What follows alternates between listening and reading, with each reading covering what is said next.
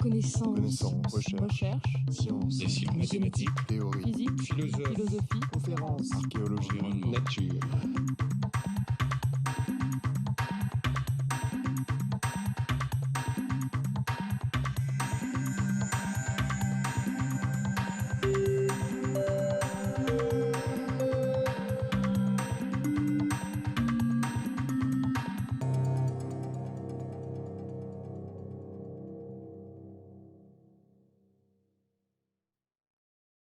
Je voudrais remercier les organisateurs de m'avoir donné l'occasion de participer à cette réunion. Et je voudrais dire toute l'importance et tout le caractère précieux qu'a été pour moi la présence d'Armand de Riclès tout au long de ces années ici.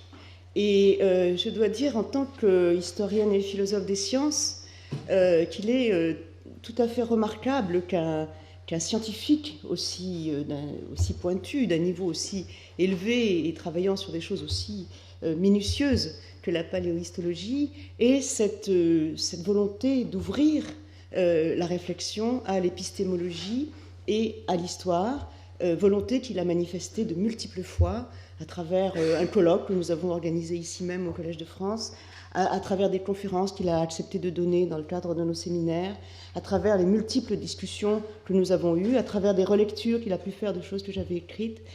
Et c'est vraiment, encore une fois, quelque chose de très important pour nous. Je crois que tous les grands épistémologues, tous les grands paléontologues, de Cuvier à Stephen Jay Gould, en passant aussi par Philippe Taquet, se sont intéressés à l'histoire. Et je crois que c'est peut-être même la marque d'un grand paléontologue que d'avoir ce goût et cet intérêt de l'histoire. Non seulement parce que la paléontologie est une science historique, donc le goût de l'histoire fait partie intégrante de leur approche, mais aussi, je crois, dans le cas d'Armand de Riclès, par le fait que c'est un grand passeur, un grand pédagogue qui a compris, je crois, que la pédagogie de l'évolutionnisme et aussi cette pédagogie nécessaire aujourd'hui, quand le créationnisme se développe et se répand aussi en France, qui a compris que cette pédagogie passe aussi par l'explicitation de l'épistémologie, et en particulier de l'épistémologie de la preuve en paléontologie. Et donc je crois qu'il l'a dit souvent, il faut expliquer aux gens que la preuve en paléontologie est particulière, a des procédures particulières qui ne relèvent pas tout à fait des mêmes procédures que les autres sciences. Et il faut vraiment faire ce travail pédagogique qu'il a fait lui-même en allant dans des lieux publics pour expliquer cela. Alors l'exposé que je vais présenter ici, j'espère qu'il ne vous paraîtra pas trop sommaire, cette collectivité distinguée de paléontologues. C'est la préface d'un livre que je viens de finir, qui est un livre qui s'adresse plutôt à un public assez large, mais c'est la seule chose que j'ai pu apporter ici, parce que je travaille là-dessus depuis plusieurs mois et je viens à peine de mettre la tête hors du seau. Donc je vais vous lire ce texte qui est justement l'introduction d'un livre sur la notion sur la preuve en paléontologie et en préhistoire. Et donc à travers cette réflexion sur la trace et sur les modalités de la réflexion, enfin du raisonnement en paléontologie, je vais donc essayer de vous présenter cet exposé en commençant par Darwin, évidemment, et par la fin du chapitre 10. Je ne vais pas la lire en détail, mais vous connaissez certainement ce texte par cœur, ce texte où il parle des archives géologiques comme étant incomplètement conservées, et où il utilise la métaphore, où il file la métaphore de l'écriture. Il dit qu'elles sont écrites dans un dialecte toujours changeant, dont nous possédons que le dernier volume, traitant de 2 ou 3 pays seulement. Quelques fragments de chapitres de ce volume et quelques lignes éparses de chaque page sont seuls parvenus jusqu'à nos jours, chaque mot de ce langage changeant lentement, plus ou moins différent dans les chapitres successifs, peut représenter les formes qui ont vécu, qui sont ensevelies dans les formations successives et qui nous paraissent à tort avoir été brusquement introduites. Donc il y a cette image du livre déchiré, écorné, dont il s'agit de restaurer la totalité. Et c'est de cela que je vais parler. Alors, voilà une forme de livre. C'est un livre qui a été fabriqué par Hitchcock, le pionnier de la paléoichnologie, et il a relié ensemble des traces pour les faire, qui se distribuent sur des couches superposées, et en ouvrant ces strates, on peut lire en quelque sorte les traces comme un livre ouvert. Il en a relié certaines. Celles-ci ne sont pas reliées, mais elles pourraient l'être. Donc je vais inscrire ce propos sous le signe de Voltaire et sous le signe du conte de Voltaire, que peut-être vous connaissez aussi tous, qui est le premier conte publié en 1747, où Voltaire raconte l'histoire d'un jeune homme sage nommé Zadig, qui, lassé des futilités du monde et des déceptions amoureuses, s'exila à Babylone à la cour du roi Moabdar. Là, il aimait se retirer sur les rives de l'Euphrate et comblait sa solitude par l'observation patiente des merveilles de la nature. Aiguisant son regard, il acquit une grande sagacité dans l'observation des animaux et des plantes et de leurs menues différences. Voltaire présente son héros comme un savant d'un genre nouveau, capable d'observations sagaces et d'inductions pertinentes, et détenteur d'un savoir plus utile à l'humanité que les superstitions des mages. Car il sait l'art de reconstituer la forme d'un animal à partir de ses traces inscrites dans le sable, et de faire à partir de ces vestiges le récit des événements qui se sont déroulés en cet endroit. Sa démarche est celle d'un vrai naturaliste, selon Voltaire, capable de tirer de vastes et utiles conclusions des menus détails qu'il observe. Voici par exemple une autre trace qui est tirée des collections de Hitchcock. On voit un animal qui marche avec la trace de sa queue et puis une pluie donc fossile. Un demi-siècle plus tard, le nom de Zadig et sa méthode ressurgissent dans les sciences. Dans le discours préliminaire de ses recherches sur les ossements fossiles de quadrupèdes de 1812, Cuvier se réfère à Zadig pour désigner la particularité des méthodes de la discipline qu'il entend fonder, la paléontologie des vertébrés. Au moment même où il pose les bases d'un savoir nouveau, Cuvier rapporte à Zadig l'une des activités les plus spectaculaires du paléontologue, l'opération qui, à partir d'infimes fragments, permet de reconstruire les gigantesques pachydermes éteints et les mondes disparus. Je cite, « Aujourd'hui, quelqu'un qui voit seulement la piste d'un pied fourchu peut en conclure que l'animal qui a laissé cette empreinte ruminait. Et cette conclusion est tout aussi certaine qu'aucune autre en physique ou en morale. Cette seule piste donne donc à celui qui l'observe et la forme des dents, et la forme des mâchoires, et la forme des vertèbres, et la forme de tous les os des jambes, des cuisses, des épaules et du bassin de l'animal qui vient de passer. C'est une marque plus sûre que toute celle de Zadig. » Cette affirmation, présentée par Cuvier à l'entrée de son œuvre, est à l'origine d'un véritable mythe, celui de l'infaillibilité de la reconstitution paléontologique. Cuvier proclamait qu'il détenait le pouvoir presque magique de faire se relever, comme au son de la trompette du jugement, les êtres inconnus du passé. Mais, précisait-il, cette opération repose sur des bases parfaitement rationnelles et fonde cette science nouvelle en rigueur égale à la physique de Newton. Elle s'appuie sur deux lois par lesquelles peuvent être reconstitués les animaux éteints, la loi de corrélation des organes et la loi de subordination des fonctions.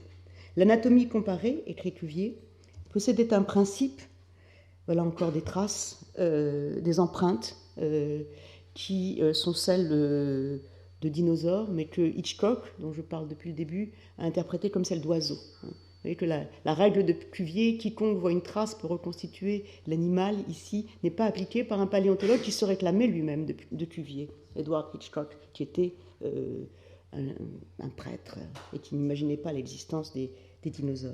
Donc, deux lois, ça se passe dans les années 1850. 1858, c'est la publication de son grand livre. Donc, deux lois chez Cuvier, la loi de corrélation des organes et la loi de subordination des fonctions. L'anatomie comparée, écrit Cuvier, possédait un principe qui, bien développé, était capable de faire évanouir tous les embarras. C'était celui de la corrélation des formes dans les êtres organisés, au moyen duquel chaque sorte d'être pourrait, à la rigueur, être reconnue par chaque fragment dans chacune des parties. La loi physiologique de Cuvier, qui selon lui permettait la reconstitution des espèces perdues, était fondée sur la vision de l'organisme vivant comme une structure close, fonctionnant comme un parfait mécanisme. Cependant, Cuvier ajoutait lui-même quelques nuances à son triomphalisme. Il est parfois difficile, explique-t-il, de déceler une relation fonctionnelle claire entre deux caractères anatomiques, pourtant toujours présents ensemble. Ainsi, le sabot fourchu est le régime alimentaire du ruminant. de la conformation du pied aux particularités de ce régime herbivore, il n'y a en fait aucun rapport intelligible. Dans ce cas, comme dans d'autres, par exemple la sarrigue, vous savez, la dent et la structure du bassin, il n'y a aucune corrélation, mais c'est un des triomphes de la méthode cuviérienne. En fait, c'est un faux exemple, dans la mesure où il ne prouve pas du tout la validité de la loi de corrélation. Dans ce cas, donc, la mise en rapport de l'empreinte et de son propriétaire résulte plutôt de l'application d'un principe empirique qui résulte d'une bonne connaissance de l'anatomie animale et de la comparaison des fossiles avec des êtres vivants bien connus. Plusieurs décennies après la mort de Cuvier, Thomas Henry Huxley, champion de l'évolutionnisme darwinien, revient sur la méthode de Zadig. Dans un recueil de conférences populaires intitulé La science et la tradition hébraïque, publié en 1880, il ridiculise les prétentions de Cuvier à reconstruire de manière infaillible les animaux éteints grâce à ses lois physiologiques. En réalité, la démarche cuviérienne résulte surtout d'une habileté pratique qui s'appuie sur une connaissance remarquable de l'anatomie des animaux et de la zoologie, bien plus que sur une relation nécessaire entre forme et fonction. La loi de corrélation, conçue dans le cadre d'une représentation fixiste du vivant, est caduque si l'on pense les organismes sur le fond d'une conception transformiste de l'histoire de la vie. Huxley, invoquant à son tour le sage Zadig, invoque alors le héros de Voltaire en un sens radicalement différent. La démarche du paléontologue est une prophétie rétrospective, dit-il, dans la mesure où elle s'efforce de construire, dans une perspective évolutionniste, des lignées généalogiques. Il a été reconnu dans plusieurs groupes d'animaux que, tandis que nous suivons leurs traces dans le temps, leurs ancêtres cessent de posséder les modifications particulières qui caractérisent le type actuel et incarnent de façon plus claire le plan général du groupe auquel ils appartiennent, écrit Huxley. Au plan de l'histoire évolutive des espèces, il est possible de déduire l'aspect de l'ancêtre à partir de la généalogie connue d'espèces apparentées, des plus évoluées aux plus primitives. Ce sont les cadres de l'évolutionnisme darwinien qui servent ici à refuter la position fixiste et fonctionnaliste de Cuvier à partir de la scientificité de la paléontologie sur de nouvelles bases. Le titre, bon, je passe parce qu'on n'a pas beaucoup de temps, ça c'est le fameux Eohippus, qu'avait prophétisé Huxley à partir de documents paléontologiques que Marsh lui avait donnés. Voici, très mauvaise image, la phylogénie qui a été faite des équidés à partir de cette étude, et celle de Kowalewski, de l'autre côté, qui enracinait les équidés chez le Paléotherium. Alors elle était erronée, et Huxley et Marsh ont réussi à enraciner cette phylogénie dans ce fameux Eohippus qui avait été découvert en Amérique. Donc voici le schéma beaucoup plus tardif de Simpson qui donne la phylogénie des équidés. Donc décidément agnostique, c'est lui qui invente ce mot, Huxley propose de substituer le prophète scientifique au prophète biblique, opposant la méthode inductive de la science et le matérialisme darwinien à la tradition hébraïque, c'est-à-dire la tradition judéo-chrétienne, fondée sur la croyance, la prophétie religieuse et le miracle. En cela aussi, Huxley prétend s'écarter des choix cuviériens, et particulièrement du fixisme de Cuvier enraciné dans des a priori religieux. Au regard de la science d'aujourd'hui, Cuvier et Huxley avaient tous deux à la fois partiellement raison et partiellement tort. Comme l'affirme Cuvier, l'organisme d'un animal, et particulièrement le squelette d'un vertébré, apparaît comme une totalité mécaniquement efficace dont les fonctions sont adaptées à son mode de vie et à son environnement. Et comme le dit Huxley, le paléontologue peut reconnaître sur les fossiles des caractères permettant d'établir des lignées évolutives. Cependant, la paléontologie, aujourd'hui, a renoncé au mythe de l'infaillibilité dont se vantait Cuvier. Elle a aussi renoncé à identifier avec certitude les intermédiaires exacts dont parlait Huxley. Aujourd'hui, les paléontologues savent que la reconstitution anatomique dépend jusqu'à un certain point de procédures formalisées, mais qu'elle est tributaire aussi de la nature du matériel connu, des cadres théoriques qui conduisent les interprétations, et souvent de démarches plus intuitives. Ils savent que l'histoire de la vie est continue au plan génétique, mais que la quête des ancêtres est hasardeuse, et que les intermédiaires exacts sont souvent introuvables, soit qu'ils restent impossibles à identifier parce que les descendants sont toujours différents des ancêtres, soit qu'ils aient disparu parce que les archives de la nature sont morcelées et incomplètes, soit même qu'ils n'aient jamais existé comme organisme. Dès lors, la prétention de reconstituer déductivement des séries évolutives devient caduque. Ni prédiction prospective, ni prophétie rétrospective, la paléontologie aujourd'hui a abandonné l'ambition d'être une science prédictive sur le modèle de la physique. Au cœur de ces débats, ce qui est en jeu, ce sont les procédures mêmes de la preuve. La méthode cuvérienne se voulait inductive, ramenant chaque fait anatomique à la loi qui en rend raison. Celle de Huxley se prétendait tour à tour inductive et hypothético-déductive, sur le modèle des sciences naturelles et expérimentales. Elle visait à prédire le devenir des lignées et à découvrir les lois qui orientent ce devenir évolutif. Tous deux se conformaient en cela leur démarche scientifique au canon de la rigueur des sciences validées en leur temps. La physique déterministe, issue de Galilée et de Newton, constitue alors le modèle prestigieux de tous les autres domaines des sciences de la nature. La recherche des lois de la nature est un objectif majeur dans ces sciences inductives dont le modèle est la physique classique, qui s'efforme de décrire la régularité des phénomènes, rendant possible la prévision. En principe, ces lois sont indépendantes du temps, tout comme les expériences permettant de les vérifier. Or, le temps est bien un paramètre essentiel dans ces disciplines. Déjà, le philosophe anglais William Whewell, dans son Histoire des sciences inductives de 1837, insistait sur cette particularité de la géologie et de la paléontologie. Ce sont des sciences naturelles qui recueillent des preuves empiriques et procèdent par l'observation, la description, la classification. Mais ce sont surtout des sciences historiques de la nature qui visent à reconstituer les faits passés, des faits singuliers, non reproductibles, non vérifiables. Leur scientificité repose sur la mise en évidence non pas de lois intemporelles, mais de causes permanentes qui permettent d'inférer des phénomènes du présent, ceux qui ont eu lieu dans le lointain passé. À côté des sciences nomologiques, Whewell proposait de donner à ces disciplines le nom de sciences palétiologiques, du grec palaios ancien, et étiologie, détermination des causes. En cela, Hutton s'inspirait Whewell s'inspirait de Hutton et surtout de Lyell, qui avait défini l'actualisme en géologie. C'est en observant les processus lents et continus de la sédimentation, de l'érosion, l'action des rivières ou des glaciers d'aujourd'hui, qu'il est possible de comprendre, qu'il est possible de comprendre la structure actuelle de la Terre et la manière dont elle s'est formée depuis les temps les plus anciens. Le présent est la clé du passé. Pour Lyell, ce principe d'actualisme pouvait aussi s'appliquer en paléontologie, puisqu'il concevait, au moins pendant une partie de sa vie, un renouvellement graduel des êtres vivants à travers des cycles qui feraient revenir à terme les espèces perdues. Cependant, on sait que Lyell abandonne cette conviction à la fin de sa vie, lorsqu'il accepte, en 1863, l'évolutionnisme darwinien. Dans ce nouveau cadre, le cadre darwinien, l'actualisme n'est pas aisément applicable, puisque le hasard joue un rôle essentiel dans les processus qui président au devenir des êtres, la variation et la sélection naturelle, et que l'histoire de la vie est imprévisible dans ses événements comme dans son développement global. Des phénomènes tels que l'apparition ou l'extinction des flores et des faunes, le peuplement des continents ou l'émergence de l'homme traduisent un ensemble de causes extraordinairement complexes où interviennent des phénomènes aléatoires et des déterminations multiples. L'histoire des êtres au cours des temps géologiques est contingente, elle est irréductible à des lois générales ou à une causalité simple et uniforme. Ce sont de telles impasses que soulignait le philosophe Karl Popper lorsqu'il affirmait que la démarche historique ne peut être dite scientifique au sens des sciences exactes. Il est impossible de déterminer les lois d'un devenir éminemment contingent. On ne peut expérimenter sur le passé et les reconstitutions historiques ne répondent pas aux critères de réfutabilité qui définissent, selon lui, toute proposition scientifique.